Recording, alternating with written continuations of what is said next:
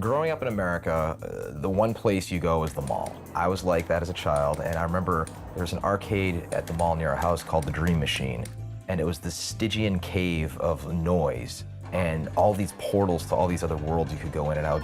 You know, Mr. Do, Dragon's Lair, Joust, Centipede, Frogger, all of them. And every time a new game would show up, I would be around it and on it, and there would be crowds around it. And eventually to the point where, you know, fighting games became a thing later on, and you'd literally go up and put your quarter next in line and try and take down that one kid who's kicking everybody's butt as Chun-Li. There was a time period where kids in arcade games who could rule, like at Chuck E. Cheese or at the mall arcade or at the, you know, in my case, a lot of time, the bowling center, people would crowd around you if you were owning a game.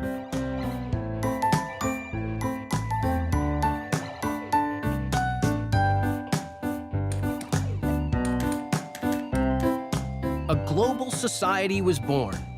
A society that now not only plays and connects online, but has produced lifelong friendships, thriving communities, even marriages. And this community doesn't just exist for entertainment's sake. Gamers are not only one of the most connected and vocal groups, they're some of the most loyal. Friendships forged within a game experience somehow yield a bond that isn't easily broken.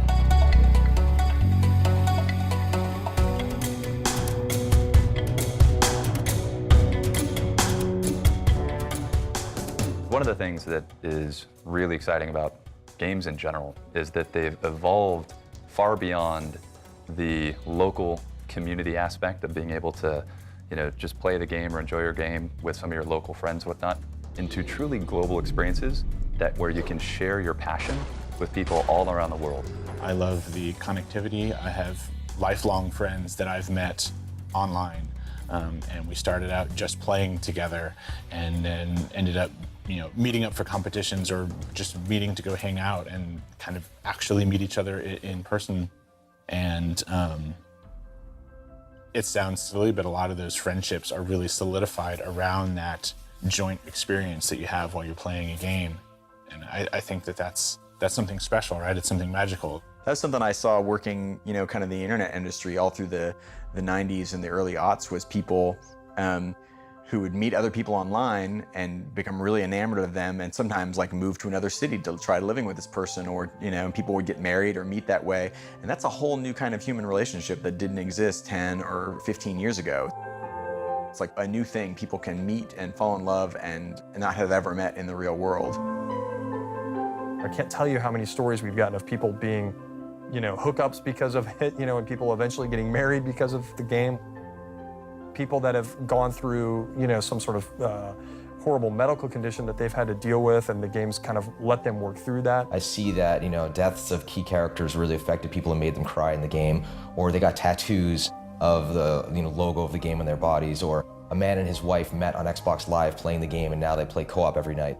There are kids out there who exist now because their parents met in World of Warcraft, you know, like video games have changed the, you know, the course of human evolution to some degree, and created whole new mating rituals and ways of social interaction that didn't exist, and that's as a result of the internet and video games. So it's going to be interesting to watch all of that evolve. Video games are going to get more and more real and connect more and more people around the world. I used to play EverQuest quite a lot, as many EverQuest players did.